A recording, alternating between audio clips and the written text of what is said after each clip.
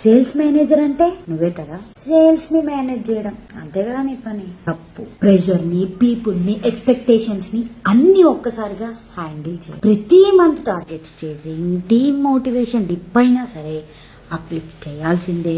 Market fluctuate అయినా సరే result ఇవ్వాల్సిందే. కాంపిటీషన్ పెరిగినా సరే స్ట్రాటజీ రెడీ చేయాల్సిందే.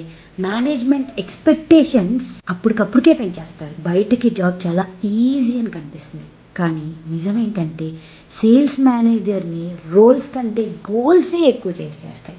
నిజమే కదా.